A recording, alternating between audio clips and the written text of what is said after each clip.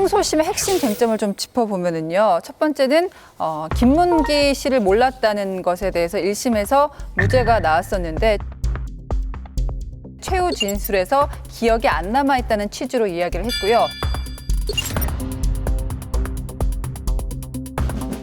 또 김문기 씨와 골프를 치지 않았다는 그 1심 유죄에 대해서는 최후 진술에서 쳤는지 확신이 없었다.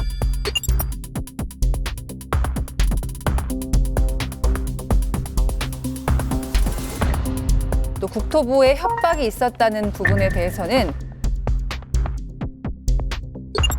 협박 표현이 과했다로 이제 변경이 됐습니다.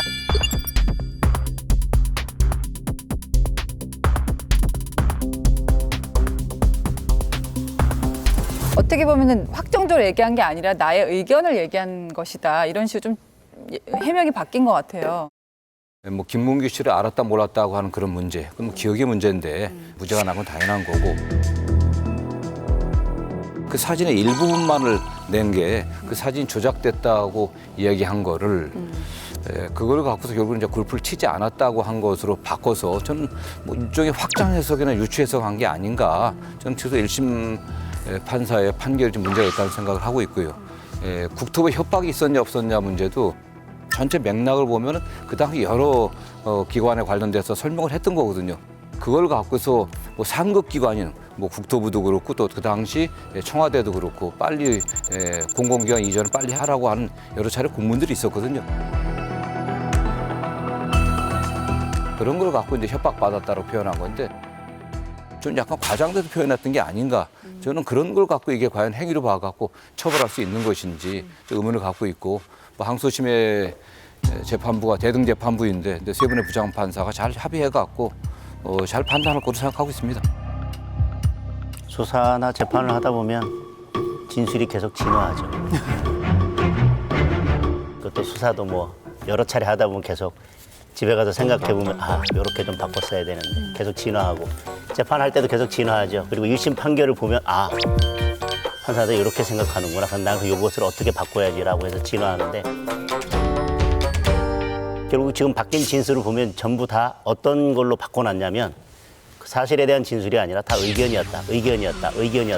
조금 과장된 의견이었다. 내가 이렇게 말한 거를 법원이 잘못 해석했는데 사실 그것도 의견이었다. 그 얘기는 예전에 무죄 판결을 받았던 공직선거법에 계속 기대고 있는 거예요.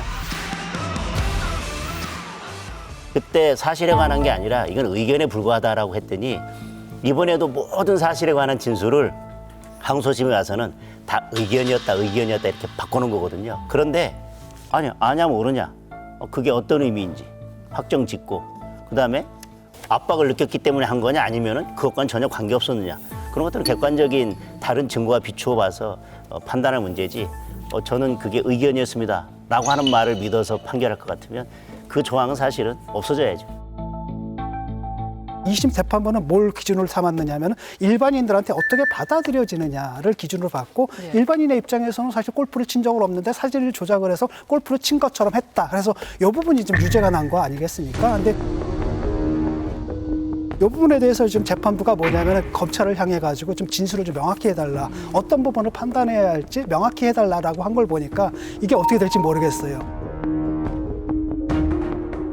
우리 정성 의원님도 아시겠지만 예전하고 지금 공소장 쓰는 방식이 전혀 달라졌습니다. 예전엔 짧게 몇 장 되지 않았습니다. 아무리 중대한 범죄도 뭐 10페이지 넘어가지 않았습니다. 그래서 공소사실이 어떤 거에 해당하는지를 명확하게 썼습니다. 그런데 지금은 공소장이 뭐 거의 뭐 100페이지, 200페이지 무슨 히스토리를 다 써서 그래서 도대체 다 좋은데 무엇이 허위의 진술이라는 거야? 이걸 알기 어렵습니다. 그래서 1심 판결 났을 때 많은 분들이 김문기 몰랐다. 그다음에 국토부에 협박이 없었다. 그 두 가지인데 왜 갑자기 또 다른 걸 가지고 또 유죄가 났지? 그게 공소사실에 정확하게 표현돼 있었나? 라고 하는 것이 약간 의문이 있어서 이번에는 진정경 교수님 말씀하신 것처럼 항소심에서 그럼 도대체 어떤 진술이 어디가 허위라는 건지에 대해서 명확하게 해달라고 항소심 재판부에서는 요구했고 검찰이 그걸 특정한 거에 따라서 다시 유무죄 판단이 있을 거라고 생각합니다.